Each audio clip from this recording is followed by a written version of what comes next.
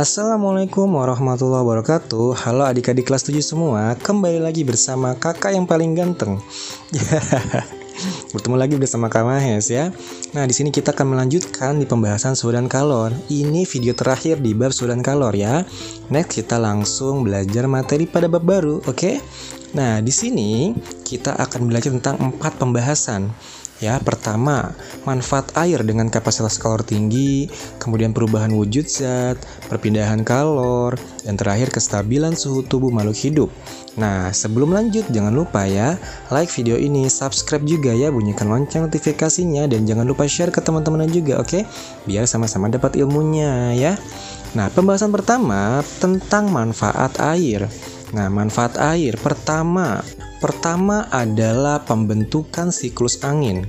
Nah, kalian tahu nggak sih siklus angin tuh ada yang namanya angin darat, ada yang namanya angin laut.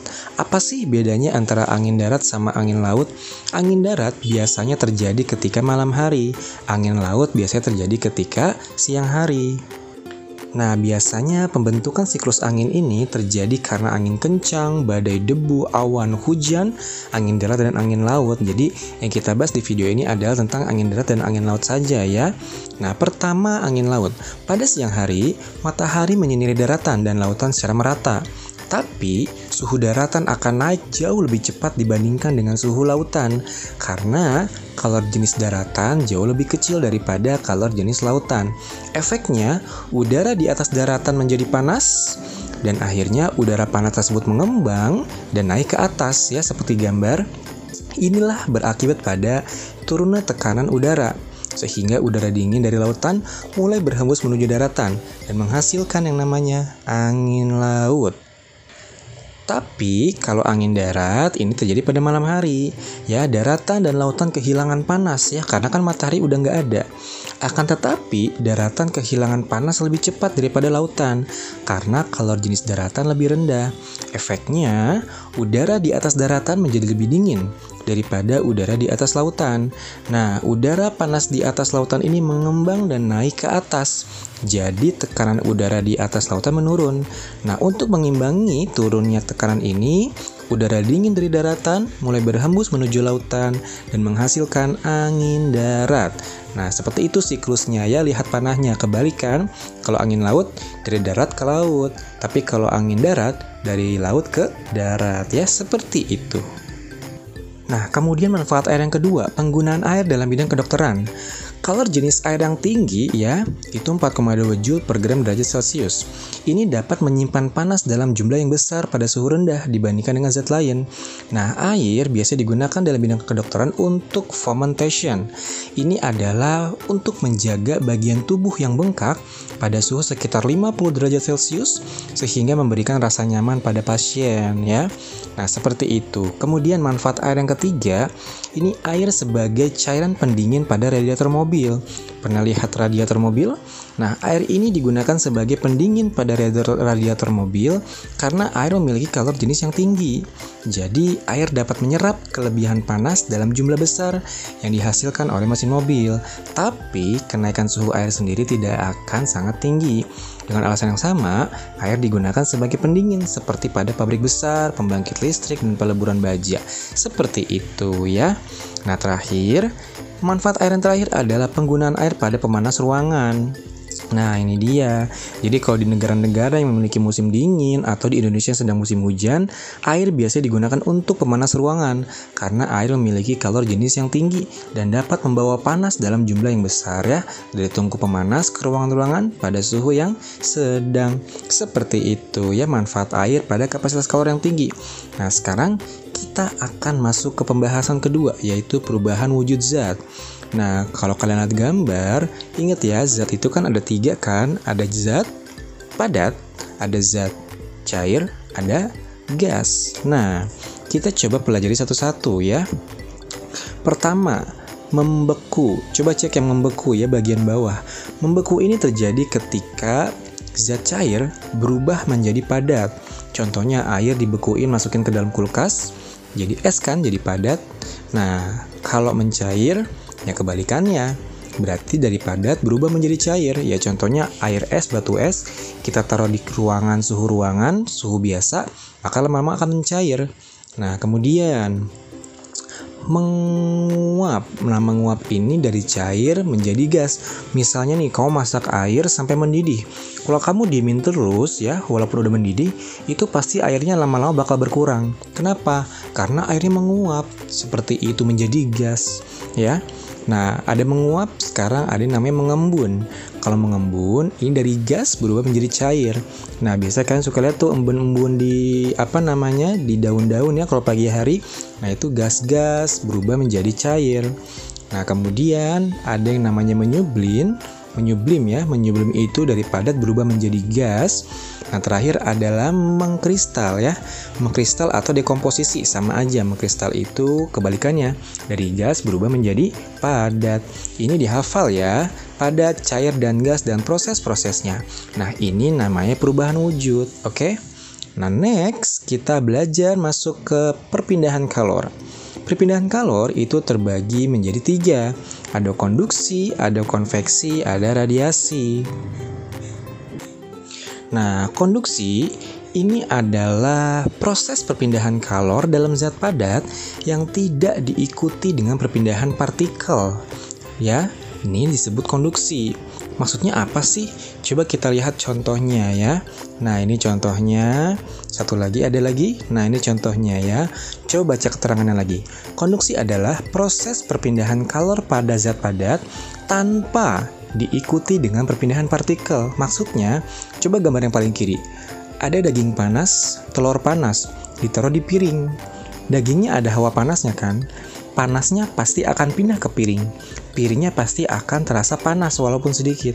Tapi, apakah partikel-partikel di dalam daging itu akan pindah ke piring? Enggak dong, yang pindah panasnya doang. Bener nggak? Seperti itu maksudnya ya. Begitupun gambar yang kanan. Gambar yang kanan, besi kita panasin ya. Nah, panas yang dari besi itu pasti akan masuk ke tangan kita, menjalar ke tangan kita. Panasnya berpindah, kalor berpindah ke tangan kita. Tangan kita pasti akan merasakan panas.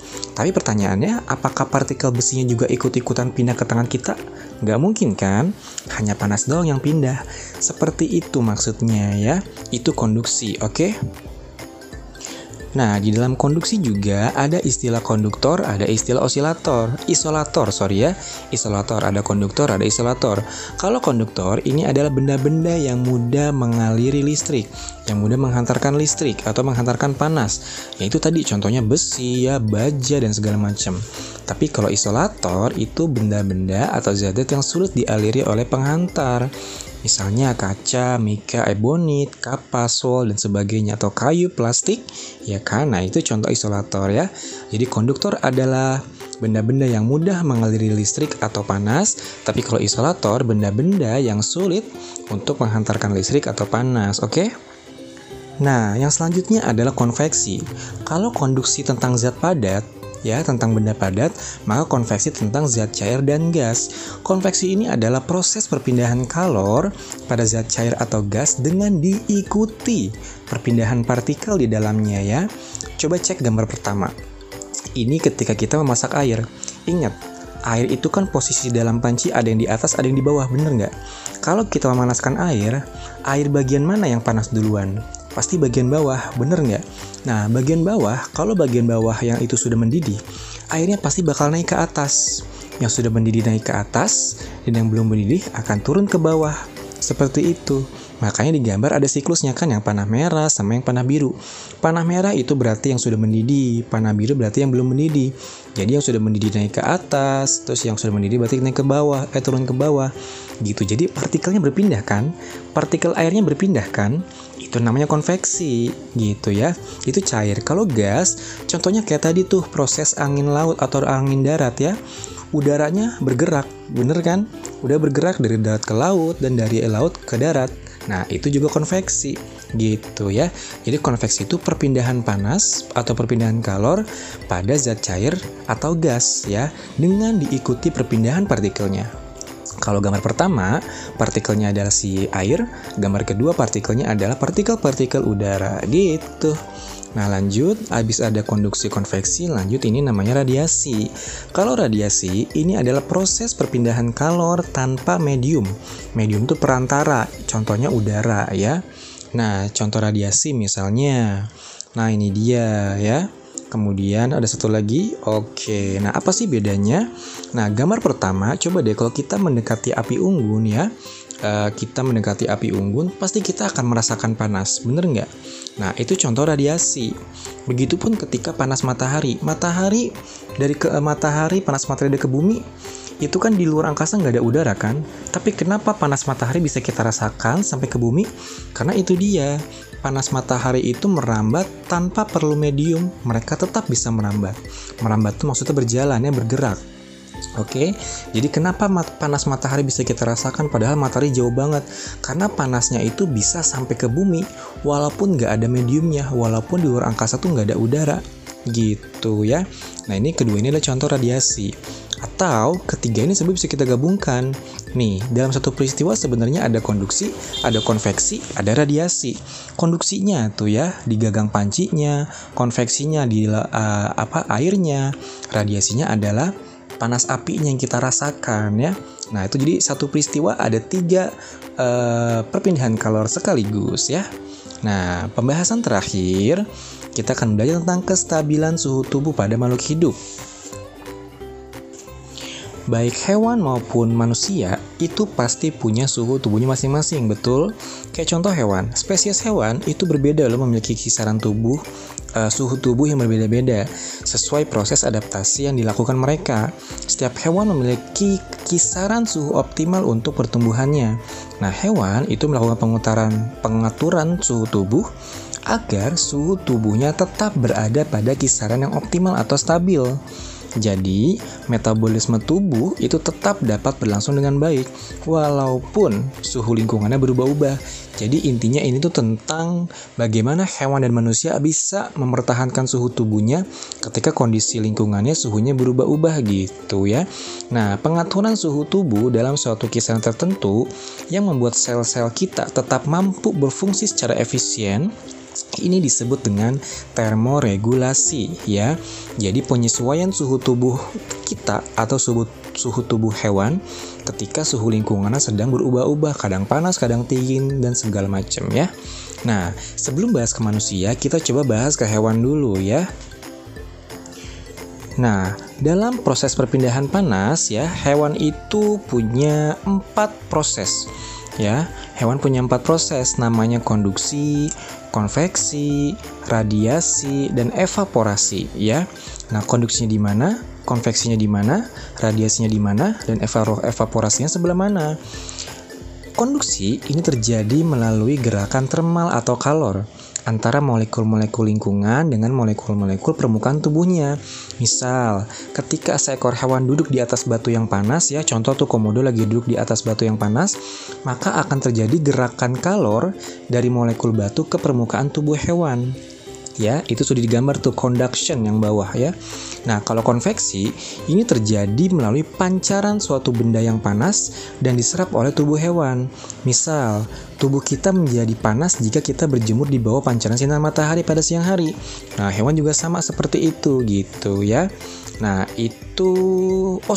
kalau itu radiasinya ya. Itu radiasi. Jadi radiasi itu terjadi melalui pancaran suatu benda yang panas dan diserap oleh tubuh kita. Ya, kayak tadi contohnya, tubuh kita akan jadi panas jika kita berjemur di bawah pancaran sinar matahari. Nah, itu radiasi. Kalau konveksi ini terjadi melalui pergerakan udara atau cairan melalui permukaan tubuh. Misal, ketika tiupan angin turut menghilangkan panas dari permukaan tubuh hewan yang berkulit kering. Gitu ya. Nah, terakhir evaporasi. Evaporasi itu nama lainnya adalah penguapan. Jadi evaporasi ini kehilangan panas dari permukaan cairan yang menguap berubah menjadi gas. Nah, evaporasi cairan tubuh ini terjadi dengan cepat melalui pengeluaran keringat.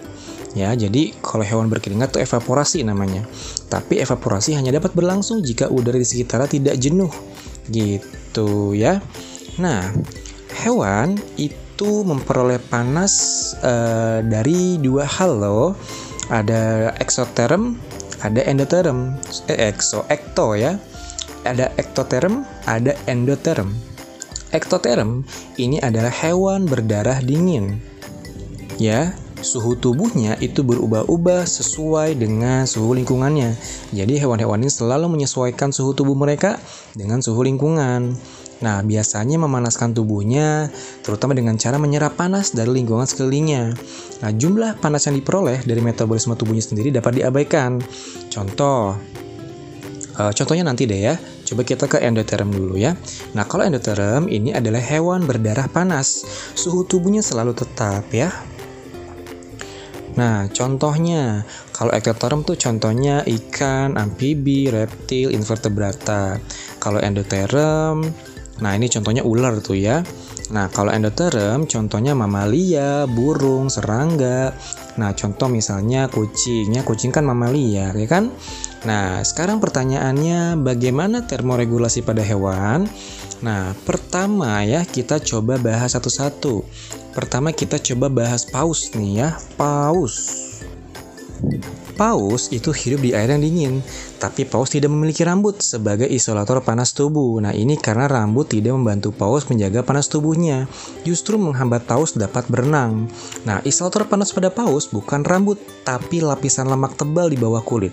Jadi ketika paus sangat aktif, banyak panas yang dihasilkan dan banyak pula yang terbuang. Nah, itulah penghembusan udara dari paru-paru. Nah, hewan di daerah tropis ya, misalnya contoh lain adalah gajah. Ya, contoh gajah. Nah, gajah memiliki area wajah yang relatif kecil dibandingkan dengan tubuhnya. Makanya jumlah panas yang terbuang sedikit.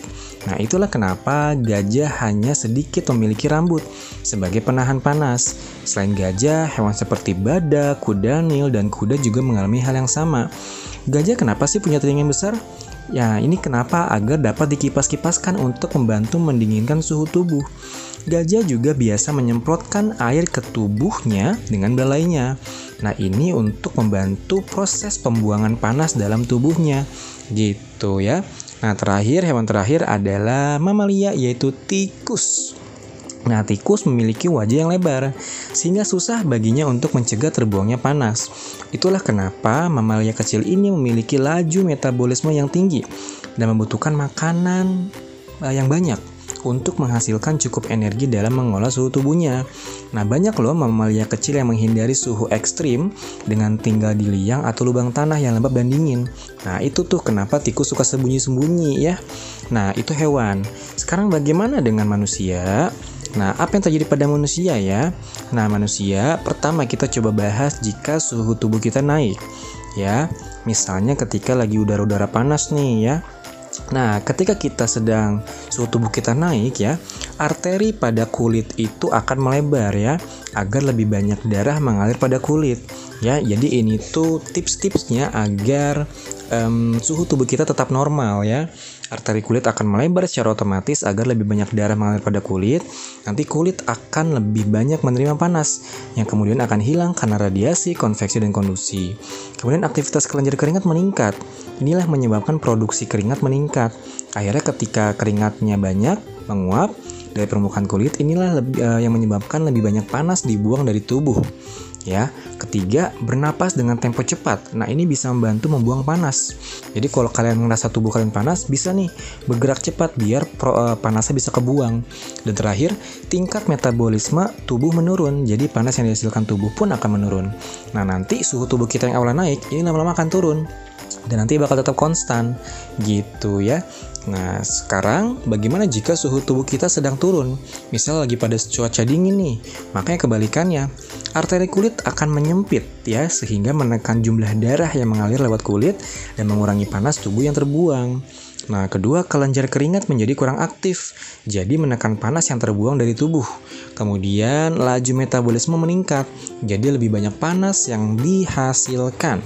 Nah, seperti itu tuh cara termoregulasi pada manusia. Mungkin panjang ya video kali ini ya, dan maaf kalau kakak agak cepat pembahasannya ya. Silakan diulang-ulang videonya agar lebih paham, oke? Nah, sekian video kali ini. Next kita akan masuk ke bab baru ya. Bab baru tentang energi. Apa sih energi? Next di video berikutnya, oke? Nah, sekian dari kakak, kurang lebihnya mohon maaf. Jangan lupa di subscribe, dibunyikan lonceng notifikasinya ya, dan di share video ini ke teman-temannya agar sama-sama dapat menerima manfaatnya. Oke, sekian, wassalamualaikum warahmatullahi wabarakatuh.